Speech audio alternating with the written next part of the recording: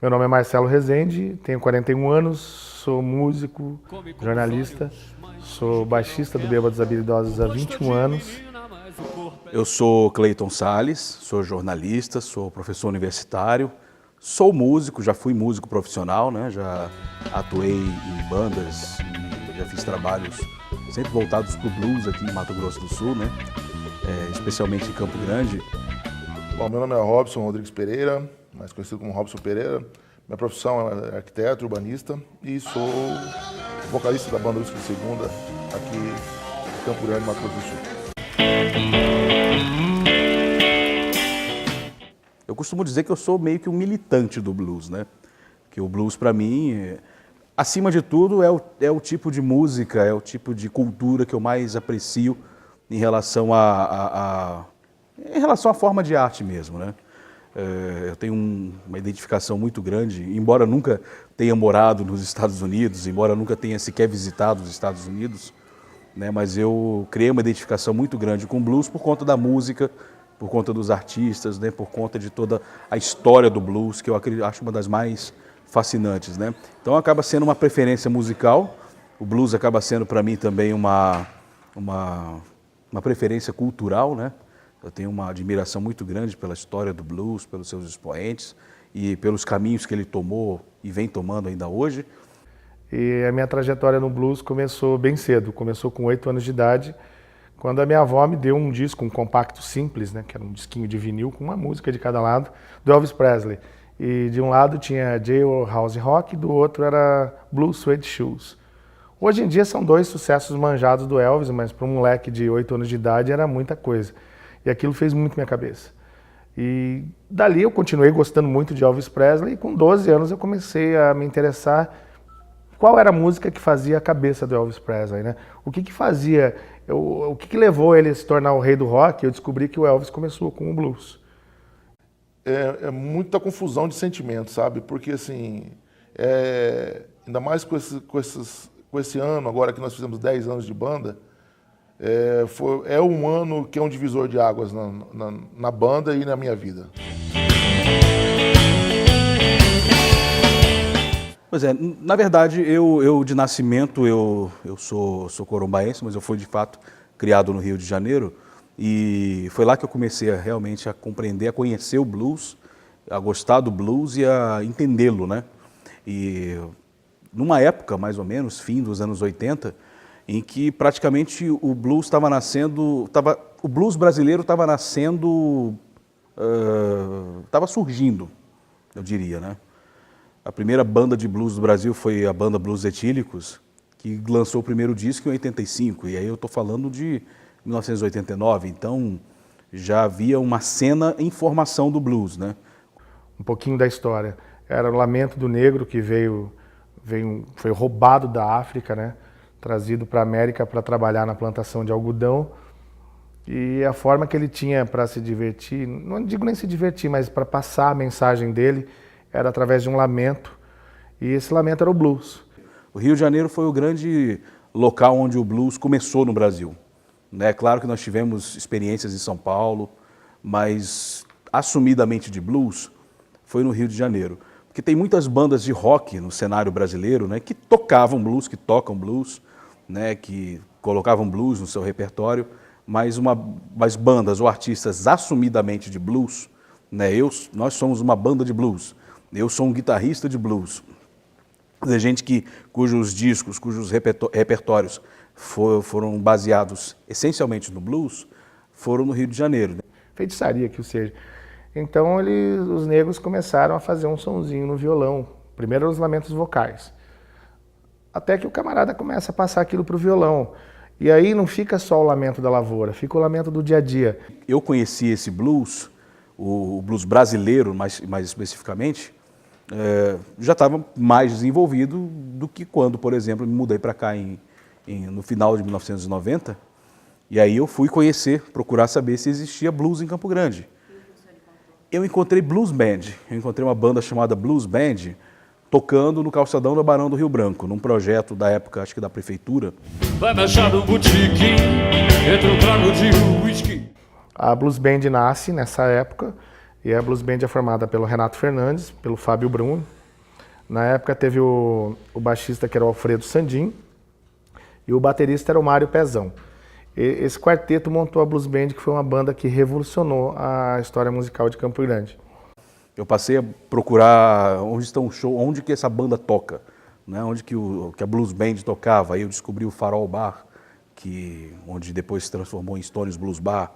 E hoje fica ali na Ceará, né? Ficava, né? Que agora parece que é uma oficina de conserta radiadores, né? Uma coisa assim. Vende e conserta radiadores. Então eu vi essa diferença, né? Claro que naquela época você está falando de um cenário que ainda estava em formação. Ninguém tinha ousado montar uma banda de blues. A Blues Band ousou e fez em 1990. Quer dizer, eu fui saber depois que eles começaram justamente naquele ano que eu estava me mudando para cá, começaram com essa experiência de fazer uma banda de blues em Campo Grande. E fez um relativo sucesso na noite, né? Fez um relativo sucesso porque tocava um domingo à noite no Farol Bar e nas primeiras noites não dava muito certo, mas depois de um certo tempo começou a lotar, virou o grande point da cidade.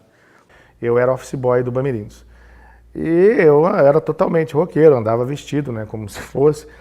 E um dia eu estava lá, eu trabalhava no setor de fundo de garantia, toco o telefone, um cara com o maior sotaque de palestrante. Ô, Romeu, fiquei sabendo que você gosta de blues, aí o seu Marcelo. Eu falei, sou eu mesmo. Ele falou assim, pois é, cara, meu nome é Fábio Brum. Eu acabei de mudar aqui para Campo Grande também, eu vim lá de Santos. Vamos tomar uma cerveja e bater um papo sobre blues. Fábio Brum depois viria a ser o guitarrista da primeira banda de blues do Mato Grosso do Sul, que é a Blues Band, que é a banda que deu origem aos Bêbados Habilidosos. Que a Blues Band acabou em 95, e aí dois integrantes formaram o bando do Velho Jack e 2 integrantes formaram os Bêbados Habilidosos, né? Juntaram com outros músicos e criaram essa banda em 95. Então, em termos de banda, Bêbados Habilidosos, eu acredito a ela como a nossa principal banda de blues. Um pouco antes de acabar, a Blues Band já estava meio em crise e aí o Renato me chamou para fazer um trabalho com ele. Não tinha nome. Aí era eu, o Renato, o batera da Blues Band, que era o Ednei Costa, que já foi embora, já tinha trocado, já não era mais o Mário Pezão, ele tinha ido embora. Nessa época já era Ednei Costa. E o guitarrista era o Rodrigo Paiva, que está com Bêbados até hoje. E aí começamos a fazer um som descompromissado. Era num bar chamado Boteco, que era ali na Furnas. E era um bar que no começo a gente tocava por um cachê mísero. Eu lembro que final da noite, quando a gente ia receber o cachê, a gente estava devendo o quíntuplo em cerveja. E era triste, mas fazia parte, isso também é o blues.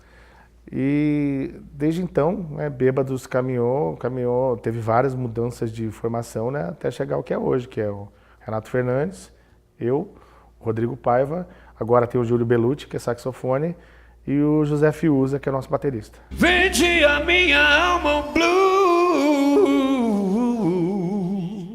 O blues ele teve várias fases de público, né? Por exemplo, o público que começou com Bêbados Habilidosos acabou envelhecendo com a gente, né? Hoje em dia, né, tem muita gente que ia ver o Bêbados no começo, que está casado, com filho, não tem mais aquela, né, como sair para ir ver. E fico muito feliz de ver que hoje em dia blues tem público aqui, inclusive grande circuito. A gente teve agora recentemente a presença do Muddy Morganfield, que é nada mais nada menos que o filho do Muddy Waters, que era um dos caras que fez muito a minha cabeça.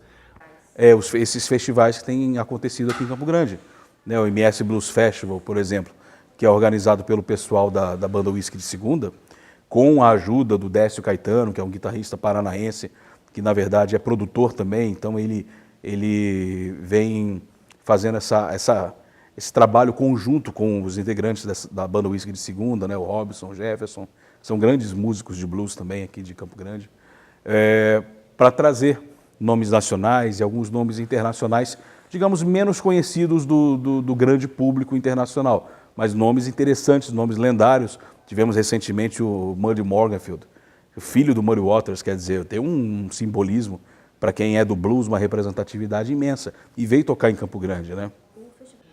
Então, isso tudo vem desses 10 anos que nós temos de banda. A gente, nessa caminhada, a gente começou a buscar novos lugares, ver gente que vive do blues, como eu te disse. E para São Paulo ver show, e para Curitiba ver show, enfim, nessas nossas idas, nós fizemos contatos. E esses contatos nos proporcionou a ter contatos com os managers de fora do país. E aí, o que a gente fez? Nossos 10 anos, vamos fazer esse festival.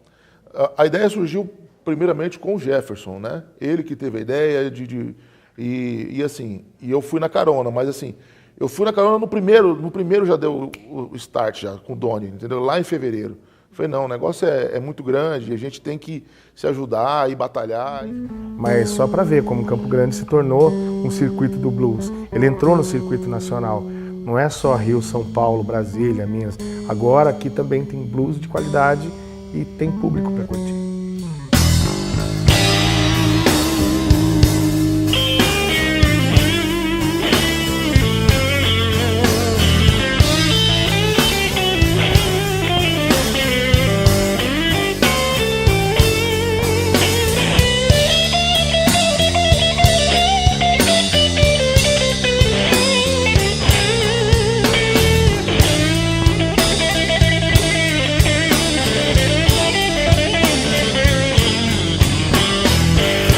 Se você não tem como desabafar, se as velhas feridas insistem em não cicatrizar, isso é um blues, isso é um blues, isso é um blues, isso é um blues, isso é um blues, isso é um blues. Se o nó da garganta não quer desatar, se a dor te dói tanto que não dá pra controlar o pranto, isso é um blues, isso é um blues, isso é um blues, isso é um blues, isso é um blues, isso é um blues. Uma camisa suja de batom, um leve aroma de perfume pelo ar, uma garrafa de bebida no chão, isso é pura solidão.